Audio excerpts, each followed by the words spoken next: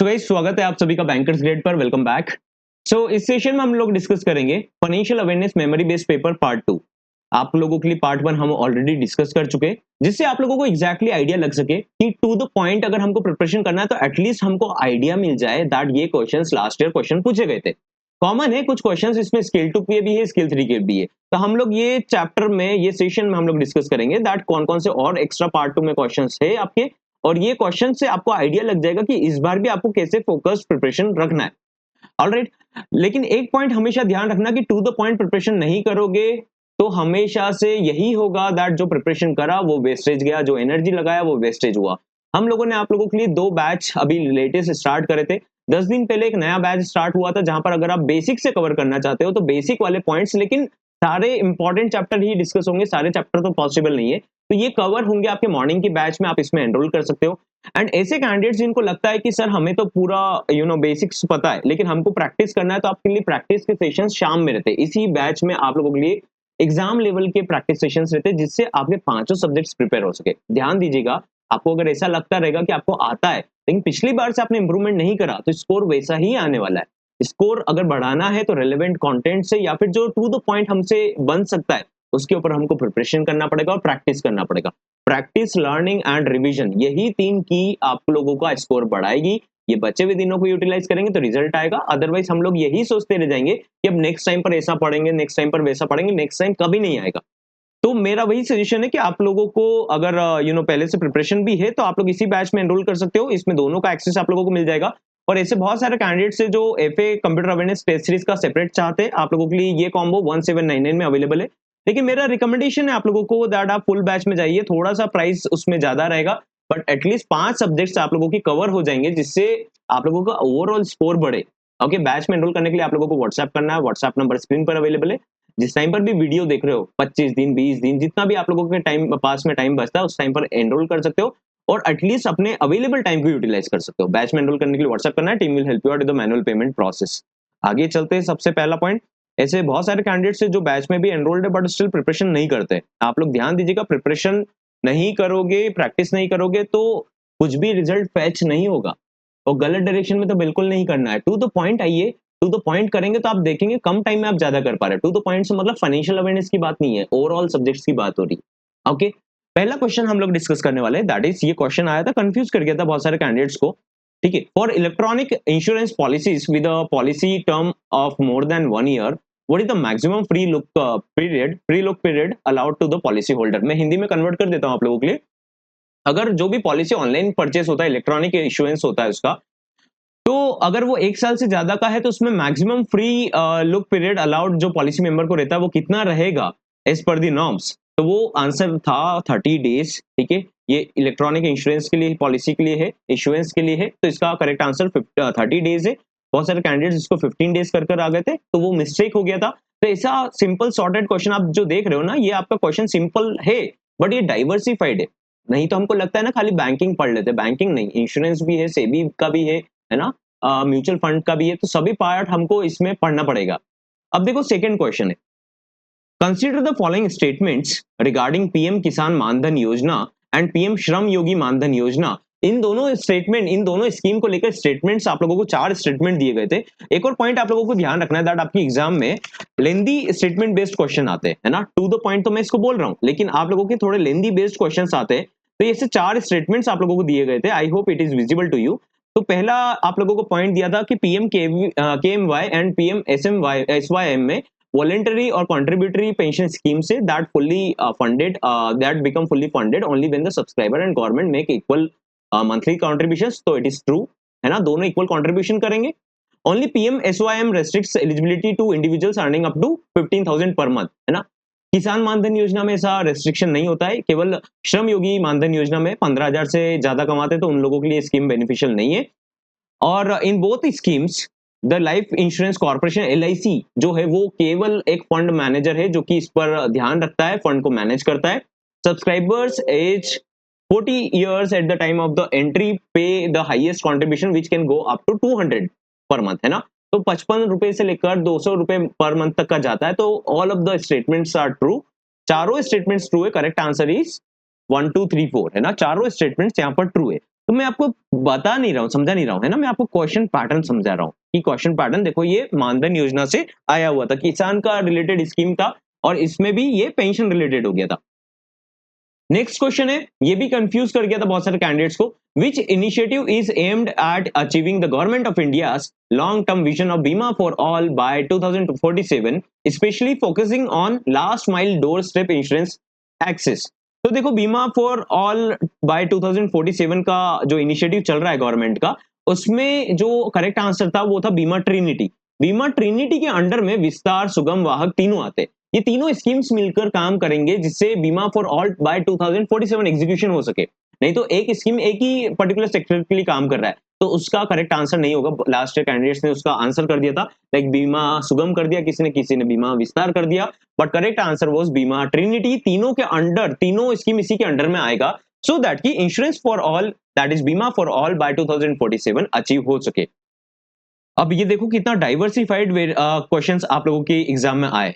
देखो, under the revised किसान credit card guidelines, last time तो ये 1.6 लाख इसका करेक्ट आंसर था, बट अभी रिवीजन हो गया है, तो maximum collateral free loan limit available for farmers कितना है। तो देखो, केसीसी आरआरबी का एग्जाम है और केसीसी से रिलेटेड क्वेश्चन आया तो पॉसिबल ही नहीं है। उसके भी कुछ फंडामेंटल से जो हम लोग डिस्कस करते हैं, हम लोग जैसा आप लोगों को कंटिन्यूटी में बताते हैं कि कुछ ऐसे टॉपिक्स आइडेंटिफाई करने पड़ेंगे जहां पर at least back to back questions आ रहे हैं। और एटलीस्ट मैं ये नहीं बोलता हूँ कि 30-40 मार्क्स आप पूरे ला सकते हो, लेकिन हम कम से कम कट ऑफ क्लियर कर सके, ऐसा सिचुएशन बन जाए और कम एफर्ट से। तो दैट इज वाई उसका एक पर्टिकुलर अलग सेक्शन हम डिस्कस कर ही रहे ऑलरेडी, कि आप लोगों की कम से कम 4-5 नंबर, 3-4 क्वेश्चन तो रेडी हो जाए।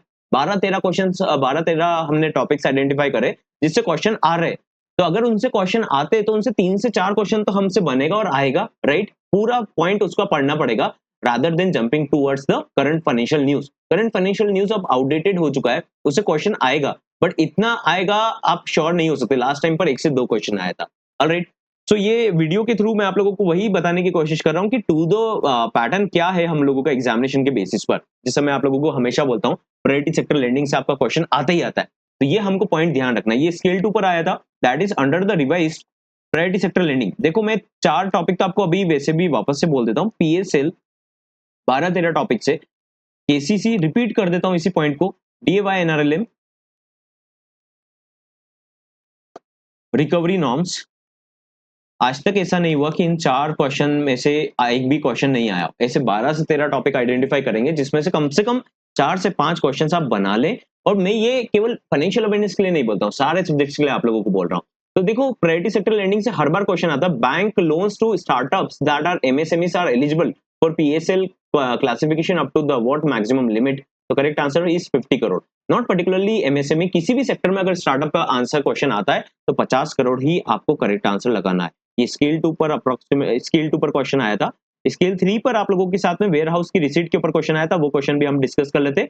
ये स्केल 3 पर क्वेश्चन पूछा गया था, right. Under priority sector lending agricultural farm credit, what is the maximum loan limit allowed against agricultural produce stored in negotiable warehouse receipt, in negotiable warehouse receipt. Negotiable warehouse receipt का मतलब होता है कि warehouse receipt जिसको negotiate करा जा सके, negotiate नहीं करा जा सके, जिसको आप लोग क्या कर सकते हैं, सेल कर सकते हैं, है ना। किसी और को ऑनरशिप बना सकते हैं, सेल कर सकते हैं, है ना। नेगोशिएशन वर्ड नहीं होता है ना, या नेगोशिएट नहीं करना है। यहाँ पर क्या है, ट्रांसफरेबिलिटी के ऊपर बात होता है। ट्रांसफरेबल हो सकता है, किसी को ट्रांसफर कर सकता है। स्टोर है वहां पर, वो रिसीट को किसी को ट्रांसफर कर दिया, वो उसका ओनर हो जाएगा। तो इसका करेक्ट आंसर इज 90 लाख, है ना। ये पूरा टॉपिक मैंने आपको अच्छे से बताया और मल्टीपल टाइम्स बोला भी है कि इसको आपको करना ही करना है मैंडेटरीली। ये स्केल 3 पर आया था क्वेश्चन, वो वाला क्वेश्चन स्केल 2 पर क्वेश्चन आया था। अब देखो नेक्स्ट क्वेश्चन है, ये अभी एसबीआई क्लर्क में भी पूछ लिया गया है ये question. Under section 80C equity linked savings scheme ELSs come with the mandatory lock in period, what is the duration of this lock in period. Lock in period कितना रहेगा, तो आंसर इज 3 इयर्स, है ना। Correct answer is 3 years. तो ये जो portion है ये स्टैटिक गवर्नमेंट स्कीम से आ गया है, ये स्टैटिक से आ रहा है। जो आप लोगों को ध्यान रखना है कि ये करंट न्यूज से रिलेटेड नहीं है, ये स्टैटिक पोर्शन है। पीएसएल टॉपिक आपने देखा, स्टैटिक पोर्शन है। स्टैटिक का मतलब ये नहीं कि आप बैंकिंग नॉलेज पढ़ने चल रहे, बैंकिंग नॉलेज नहीं है, हमको फाइनेंशियल रिलेटेड पढ़ना है, फाइनेंशियल। ओके, फाइनेंशियल में केवल बैंकिंग नहीं आता, सब कुछ आता है। ओके, आगे चलते। What is the minimum period after which the pre mature redemption of sovereign gold bonds is allowed. तो मिनिमम अगर क्वेश्चन आता है तो आंसर इज 5 इयर्स। तो 5 साल का सोवरेन गोल्ड बॉन्ड का एक क्वेश्चन है, दैट इज कि अगर मिनिमम प्रीमेच्योर विड्रॉ करना है, रिडेम्पशन करना है, तो मिनिमम कितना रहेगा जहां पर आप उसको नहीं कर सकते, तो 5 साल तक आप उसको रिडीम नहीं कर सकते, 5 साल बाद आप उसको प्रीमेच्योरली विड्रॉल कर सकते हो। तो अभी ये सोवरिन गोल्ड बॉन्ड से भी हर बार क्वेश्चन आता है, बट अब इस बार आए ना आए, क्योंकि अभी इतना कंटिन्यूटी में नहीं है, आपको पता है कि गवर्नमेंट को इतना बेनिफिट नहीं हुआ इस बॉन्ड से, तो दैट इज वाई ये क्वेश्चन इस बार मे बी आए ना आए, बट ये टॉपिक हमेशा से आ रहा है 4-5 साल से।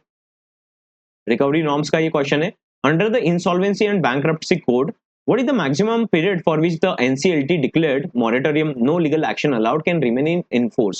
तो देखो आईबीसी कोड के अंडर में जब एनसीएलटी जब मॉरेटोरियम पीरियड का बोलता है, तो मैक्सिमम वो बोलता है, पहला इनिशियल लेवल पर बोलता है 180 डेज, जो कि फर्दर 90 डेज के लिए और एक्सटेंड हो सकता है, ठीक है, और इसमें 60 डेज का और एक्सटेंशन आ सकता है, टोटल मिलाकर 330 डेज मैक्सिमम क्वेश्चन आता है, 330 डेज इनिशियल जो अलाउड रहता है 180 डेज रहता है। इसके बाद में भी कुछ रेजोल्यूशन नहीं निकलता है, तो उसमें क्या हो जाता है, लिक्विडेशन स्टार्ट हो जाता है, कंपनी को सेल करना, एसेट सेल करना, ये सभी प्रोसेस स्टार्ट हो जाता है।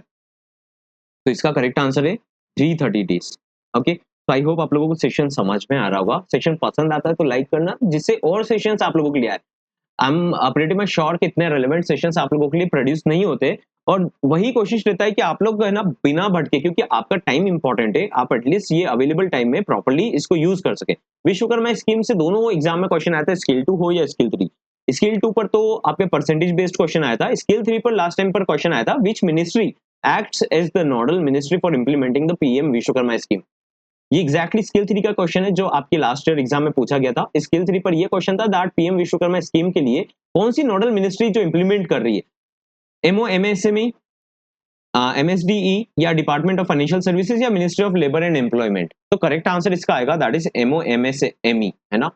Ministry of micro small and medium enterprises को इंप्लीमेंट कर रही है पीएम विश्वकर्मा स्कीम। ये भी 2 साल से कंटिन्यूटी में क्वेश्चन आ रहा है ना। ये लॉन्च हुआ था 2023 में, उसके बाद से इसके ऊपर क्वेश्चन बैक टू बैक आ रहा है। अब इस बार आता है नहीं आता है विल सी, बट अभी तक तो इससे क्वेश्चन आ रहा है। तो ध्यान दीजिएगा, एमओएमएसएमई में अगर नोडल के बारे में पूछा जाता है, इंप्लीमेंट करने का पूछा जाता है, तो एमओएमएसएमई इसको इंप्लीमेंट कर रहा है, लेकिन इसके अंडर में है ना जो हेल्प कर रहे हैं वो ministry of skill development and entrepreneurship भी है और डिपार्टमेंट ऑफ फाइनेंशियल सर्विसेज भी है, जो कि इसको सपोर्ट कर रहे हैं, है ना, क्योंकि इसमें स्किल और ट्रेनिंग भी देना पड़ेगा। एंड ऑल्सो क्या है, क्रेडिट और बैंकिंग फाइनेंशियल सपोर्ट के लिए डीएफएस यहाँ पर बैठा हुआ है जो कि इसमें सपोर्ट कर रहा है। तो एमओएमएसएमई इसको नोडल मिनिस्ट्री जैसा एक्ट कर रही है। तो ये क्वेश्चन आया था जो कि इसका करेक्ट आंसर है एमओएमएसएमई। एक और क्वेश्चन है जो कैंडिडेट्स को लगा था कि अरे ये क्वेश्चन कैसे आ गया, but it was asked PM Surya Ghar Muft Bijli Yojana से क्वेश्चन था, by which year does the government of India aim to achieve the target of 1 crore rooftop solar installations under PM Surya Ghar Muft Bijli योजना। तो करेक्ट आंसर इज 2027। 2027 तक 1 करोड़ घर तक रूफटॉप तक सोलर इंस्टॉलेशन करने का प्लान है। ये क्वेश्चन इसलिए पूछा जाता है क्योंकि इसमें बजट में भी क्वेश्चन आया था। इसमें बजट लगता है, फाइनेंशियल डेटा लगता है, फाइनेंशियल मतलब कि बैंक भी इसमें फाइनेंस और सब्सिडी में हेल्प करेगा। सो दैट इज व्हाई इसका बहुत बड़ा रोल रहता है। ओके, तो ये इररिलेवेंट स्कीम नहीं है कि सर ये तो माइक्रो एंटरप्राइजेस इनका स्कीम नहीं है, तो ये हमसे नहीं पूछा जाएगा क्या। अब देखो फिशरीज से भी केसीसी रिलेटेड क्वेश्चन आ गया था, that is under the Kisan credit card facility extended to fishers and fish farmers the government of India provides an upfront interest subvention to the financial institutions, what is the rate of this subvention. इसका पूछने का मतलब ये है कि जो KCC के under में फिशरीज और फिश फार्मर्स को जो केसीसी मिलता है, उसमें गवर्नमेंट ऑफ इंडिया जो रहता है, जो भी फाइनेंशियल इंस्टीट्यूशन है जैसे बैंक, वो लोन देंगे तो उनको क्या मिलेगा, अपफ्रंट इंटरेस्ट का सबवेंशन मिलेगा, क्योंकि कस्टमर से तो कम चार्ज करना है, तो उसका अमाउंट कितना है। तो इसका करेक्ट आंसर है 1.5%। ठीक है, बाकी तो सेम चलेगा 7% वाला क्राइटेरिया, बट यहाँ पर 1.5% का गवर्नमेंट ऑफ इंडिया सपोर्ट करेगा फाइनेंशियल इंस्टीट्यूशंस को, जिससे वो लोग कम परसेंटेज पर इसका इंटरेस्ट रेट लगा सके कस्टमर को, राइट। बाकी प्रॉम्प्ट रिपेमेंट के ऊपर भी क्वेश्चन आ चुका है, तो आई होप आप लोगों को ये डेटा समझ में आया होगा। इसको एक बार मैं समअप करना चाहूंगा, समअप अच्छे से समझ लेना।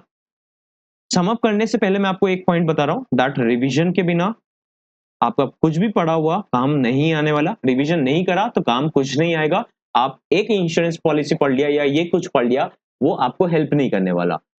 कुछ टॉपिक्स हमने जो आइडेंटिफाई कर रहे हैं उसके ऊपर फोकस करना, करंट फाइनेंशियल न्यूज के ऊपर एकदम जंप मत करना, क्योंकि वो आप एंड टाइम पर पढ़ सकते हो, आप 15 दिन में पढ़ सकते हो, 20 दिन में पढ़ सकते हो, 2 से 3 महीने से ज्यादा पीछे का मत पढ़ना। जो भी पुराना आता है ना, वो स्टैटिक के फॉर्म में आता है, वो मास्टर डायरेक्शन के फॉर्म में आता है, गवर्नमेंट स्कीम से आता है, राइट। तो वो हमको पढ़ना पड़ेगा, रिपोर्ट के फॉर्म में आता है। तो वो अलग पॉइंट हो गया। लेकिन अगर आप करंट फाइनेंशियल न्यूज 6-6 महीने का रटने बैठे तो वो काम नहीं आएगा और आपको कॉन्फिडेंस आ जाएगा कि आपको पूरा समझ में आ गया। लेकिन रिवीजन नहीं होगा तो आपका बिल्कुल यहाँ पर एफर्ट काम का नहीं रहेगा। ऑलराइट। और अब मैं इसको एक और बार समअप करना चाहूंगा, तो दैट इज गवर्नमेंट स्कीम्स बहुत इंपॉर्टेंट है। गवर्नमेंट स्कीम्स में भी कैटेगराइजेशन से क्वेश्चन पूछा जाता है। आने वाले सेशन में पार्ट 3 में मैं आपको और इसको फर्दर बाइफरकेट करके समझाऊंगा। आरबीआई के मास्टर डायरेक्शन से, यानी कि हम कुछ गाइडलाइंस है जिसको हमको फॉलो करना है। सेबी के सर्कुलर्स हो गए, आरबीआई के सर्कुलर्स हो गए, राइट। और रिपोर्ट पार्ट हर कोई नहीं कर सकता, तो दैट इज वाई उसमें कुछ इंपॉर्टेंट कर लीजिए। बाकी अगर करना चाहते हैं तो नवंबर इटसेल्फ में इसको कंप्लीट कर लेना, अदरवाइज आप डेटा फिगर में उलझ जाएंगे और एंड टाइम पर यही सोचेंगे कि सर हम कंफ्यूज हो रहे हैं, अब ये डेटा पढ़े या उस डेटा को पढ़े। ऑलराइट।